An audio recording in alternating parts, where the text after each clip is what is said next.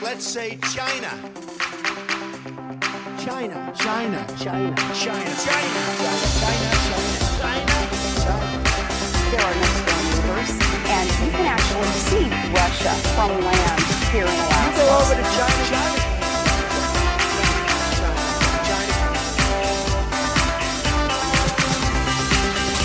I did not have sexual relations with that woman.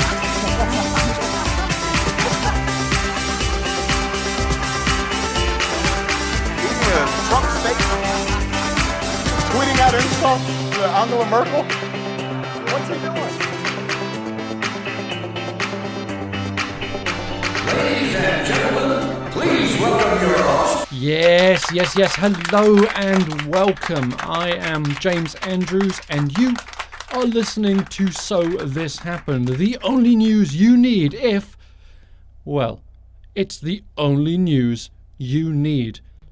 Because today, I was told by somebody that I should not underestimate myself, so I am not. This is the only news you need. And it's Friday, the 11th of August, 2017. And I want to start today off jumping right into North Korea. Not literally jumping right into North Korea, because I value my freedom a little bit more than that. But Donald Trump started out the day with another inflammatory tweet which read, "Military solutions are now fully in place, locked and loaded, should North Korea act unwisely." Two things about that. First, I think he thinks he's Arnold Schwarzenegger. I am locked and loaded, ready to go.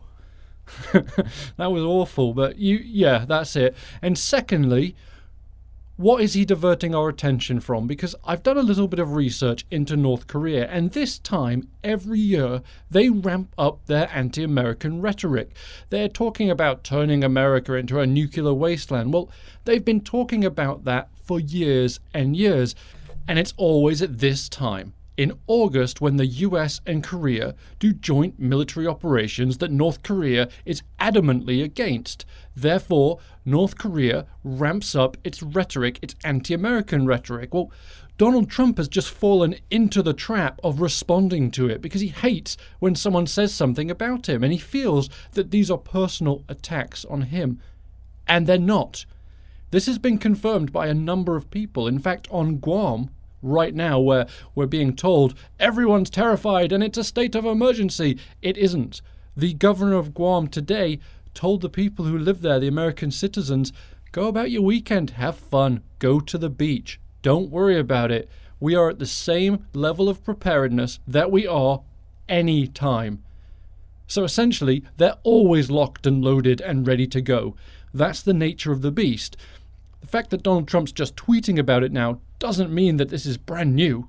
This is something that is always there. So chill out, calm down, let's all enjoy our weekends. And then there was the tweet from the US Pacific Command, which read, "The US Air Force B-1B Lancer bombers on Guam stand ready to fulfill #fight tonight mission if called upon to do so." Well, this sounds, wow, they're all ready to go. They're locked and loaded. Well, no. The motto of the US Pacific Command is ready to fight tonight. So #fight tonight doesn't mean, oh my God, they're going to launch an attack against North Korea tonight. That's not what it means. And you may have seen on the media, some allusion to, wow, they're really ready to go. But this tweet could have come out at any time. The US Pacific Command is always ready to go at the drop of a hat. That's their job. 20 years ago, this tweet, if Twitter existed 20 years ago, could have been tweeted out. It's that simple. This isn't a time to panic and go, oh my God, we're going to have World War III tomorrow. We're not going to be here on Monday. I better call that girl and ask her out on a date because I've been putting it off for months and months and I should just do that. And if that's you, do it, man. Just do it. Life's short. So call her, give her a go. And for somebody who claims that they have been watching North Korea closely for 20 years and knows exactly what they're doing, Donald Trump seems completely out of touch with the fact that this rhetoric is always played up at this time of year. It's nothing new. So I am hoping and praying for a sunny weekend in Bedminster, New Jersey, because if he can get out on the golf course, this will all just blow over. So everybody, if you pray to your God that it stays sunny in Bedminster, New Jersey this weekend. And that's 5 minutes we've talked about North Korea, so that's all we're going to do for today. And if nuclear war breaks out over the weekend, I apologize, but I don't think it'll happen, do you? But I do want to stay with Donald Trump, the man who says he will bring jobs back to America at any cost. He will make sure that more people are employed than ever before. Well, a few moments ago, in Bedminster, New Jersey, the president said something confusing. Have a listen. Do you have any response to the Russian president expelling 755 workers from our embassy? No, I want to thank him because we're trying to cut down on payroll. And as far as I'm concerned, I'm very thankful that he let go of a large number of people because now we have a smaller payroll. There's no real reason for them to go back. So I greatly appreciate the fact that they've been able to cut our payroll for the United States. We'll save a lot of money. Okay, so apparently employment at all costs is fine unless you work for the government, and then 755 people, we'll get them a job. They can work in a mine maybe. We'll send them down a mine. But the other interesting thing in that is that, once again, Donald Trump cannot condemn something that Vladimir Putin has done. If I were the president and a leader of a foreign country decided to kick 755 diplomats out of their country, I think my first response would not be, wow, thanks a lot, man. I've been trying to fire those people forever. You just made it really easy. Great. That's more money for us. Thank you very much. I think the first response, the natural response for the leader of a country would be, no, that's not acceptable. Why are we doing this? Let's have a discussion. And of course, the Trump faithful love this. They think it's great. They're like, oh, it's so good. He's such a sarcastic president. Because there has been a suggestion that he was being sarcastic, that he was joking. The problem is, this is not really something to joke about. It's sort of like telling a joke at your dad's funeral. It's not really the right place to do that, is it? And I also feel it's important that we have our daily Taylor Swift bottom-grabbing incident update. Today, her bodyguard testified, and I have to say, right now, up front, he may be the worst bodyguard in the world, because he has one job to do, and it's sort of in his job description. He is there to guard the body of Taylor Swift. But when called to testify, he said that he saw the incident. In fact, his direct quote was, "I know I saw it. I don't believe I saw it. I know I saw it." So the question there is, if you saw this, why didn't you bodyguard her? Is that the right adjective, bodyguard? Or is it, why didn't you guard her body? Why didn't you stop the fucker from holding a bum? Well, these and other questions will be answered shortly, hopefully, when this civil trial continues on Monday, and I, for one, cannot wait. And it's a bad day to be the Senate Majority Leader. Mitch McConnell today was under fire from his own president for not getting stuff done. And this was pretty rich coming from a man who's on vacation at a golf course, but he told Mitch McConnell to get back to work. I just want him to get repeal and replace done.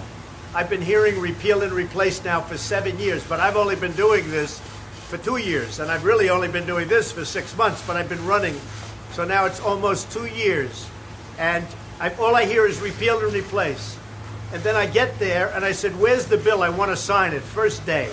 And they don't have it. But I said, Mitch, get to work and let's get it done. They should have had this last one done. They lost by 1 vote. For a thing like that to happen is a disgrace. And frankly, it shouldn't have happened. That I can tell you. It shouldn't have.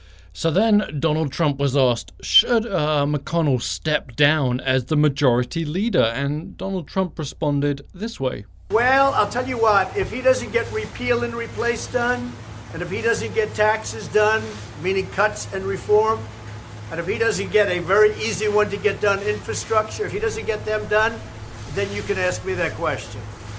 So Donald Trump essentially is saying it's all Mitch McConnell's fault. And the interesting thing I find with this is that he has completely separated himself from the Senate. He seems to be under the impression that the two, i.e. the presidency and the Senate, have nothing to do with each other. If Donald Trump truly wanted repeal and replace to have worked, he needed to have a plan, and during the lead up to the election, he should have talked about the plan. All he said was we need to repeal and replace because Obamacare is terrible. It was created by a terrible man who was born in Kenya, and it's terrible, and we need to get rid of it. If he was serious about repealing and replacing Obamacare, he should have had a plan. There he just said, oh, I came in on day one and said, okay, boys, where's the plan? What, you don't have a plan? Well, we thought you'd have a plan, Donald. I don't have a plan. Well, we don't have a plan. Fuck. Fuck indeed, Donald. Fuck. I suspect it went something like that. And once again, this is us seeing Donald Trump being the master of not taking responsibility or taking blame for something that's failed. He's distancing himself from it by saying, oh, no.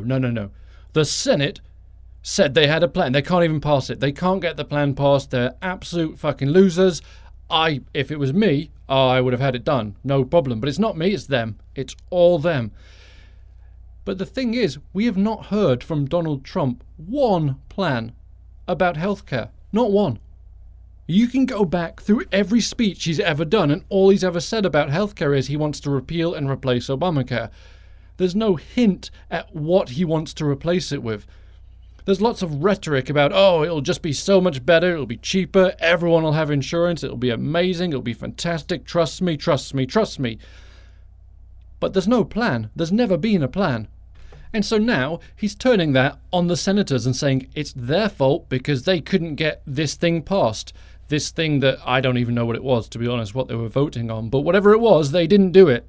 And that's, wagging his finger. I was wagging my finger, you can't see it, but I'm still wagging it, I don't know why. It's just going like a dog's tail. And it's Friday, and as you know, on Friday, I like to leave us with a little piece of good news. And the story I've found this week will restore your faith in humanity. It's absolutely wonderful. It takes place in Canada, Toronto to be specific, and it involves a police officer. And no, he didn't shoot anyone because that wouldn't be a happy story. And the officer involved in this story was a gentleman called Nyron Jansen. And if I butchered his name, I apologize. Anyway, him and his partner were called to a Walmart for a reported theft. When they got there, there was an 18-year-old man who was being held by Walmart security, which I don't know if Walmart security is that old fella who stands at the front. Maybe he is. But this 18-year-old was being held by Walmart security, and he had been trying to steal a dress shirt, tie, and socks. So the officer talked to the shoplifter and found out that the reason he was stealing this stuff was that he had a job interview and he'd been out of work for a very long time and he needed something but he didn't have any money. Officer Jansen told the news that this young person had been facing his own difficulties in life and he was looking to straighten out all that by providing for his family and trying to get a job. The shoplifter was then released without any charges and the officer purchased the shirt and the tie and gave it to the man. And Officer Jansen has been widely praised by everyone in the police department and the manager at the Walmart store. And I think that is a lovely way to end the week. And it's been a great week. Thanks for chatting. And we'll do it all again on Monday. So everyone, have an absolutely spectacular weekend. Cheers.